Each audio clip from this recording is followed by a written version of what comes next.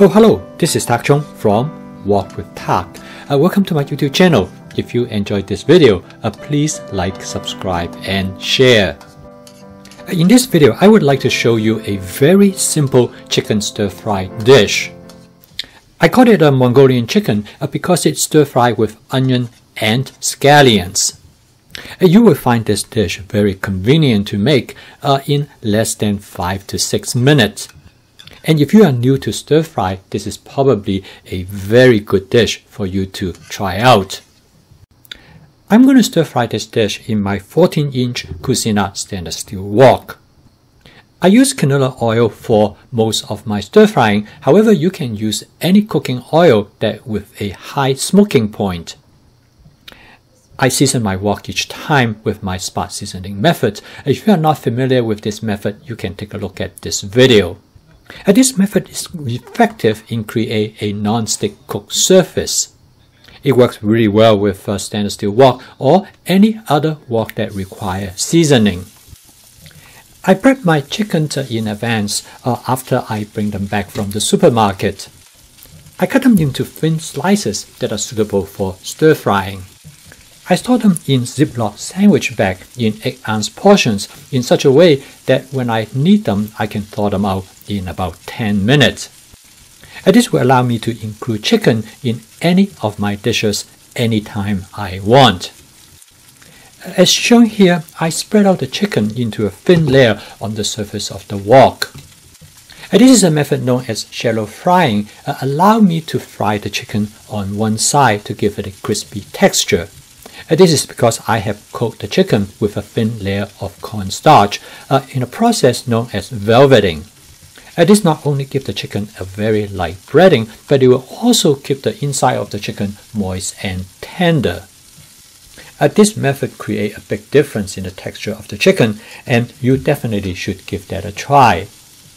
After shallow frying the chicken for about 30 seconds, I switch to the wok spatula to stir fry the chicken. The chicken is about 50% done. I'm going to add the onions, which I have chopped up in advance. Through advanced prepping, I already have the onion ready to go. I prefer red onion for cooking this dish because red onion have a sweeter flavor, but you can use any other onion that you like. Since the onions is already cut up, it only takes a few seconds to cook them. And the reason I add the onion at a later time because I want the onion to retain some of its crispy texture. Next, I use a water bottle to add a very small amount of water to the surface of the wok. Because quite often when you cook a dish like this, the cornstarch and the red onion will stick to the surface of the wok and become caramelized. If you don't detach them, they will burn to the surface of the wok and make it difficult to clean later on. And by adding a small amount of water to the area where the material that has stuck to the surface of the wok, you can clean the wok as you cook. At the same time, this stuck and burned material has great flavor and you can return them back to the dish. You can take a look at this video and learn more about this approach. I'm going to flavor this dish with a combination of oyster sauce and hoisin sauce. To achieve the flavor that I want, I also add some light soy sauce. The flavor that I created for this dish is a teriyaki flavor, but on the salty side. I'm cooking this dish for my friend Jim, and I know what he likes. So with flavor chasing, I often adjust my dish according to the preference of who is going to eat the food. This is the benefit of flavor chasing because it allows you to constantly make adjustments to the flavor. Instead of following a strict recipe, you have a lot of latitude to create the type of dishes that you want. And with template-based cooking, you have a pretty good idea how the food is going to turn out most of the time. After doing a taste test, I decided that I'm going to add some dark soy sauce.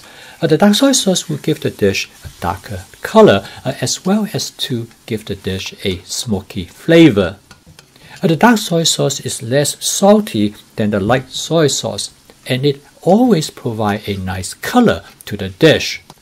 As you can see, I'm constantly adjusting the flavor, and after doing another taste test, I decided I'm going to add some sugar to the dish because my friend Jim liked the dish to be a little bit sweeter. At the same time, I'm going to add a little bit water to create a slight sauce for the chicken.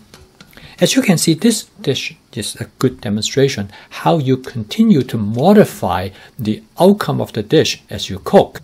I'm paying special attention in cooking this dish because I'm cooking this for my friend Jim. He is coming to our place for dinner. A Mongolian chicken is one of his favorite dish, and I have cooked for him thus many times before, and I know exactly how he likes it. And the last but not the least is to garnish the dish with scallions. So okay, the dish is done. The total cook time is a little bit over 6 minutes.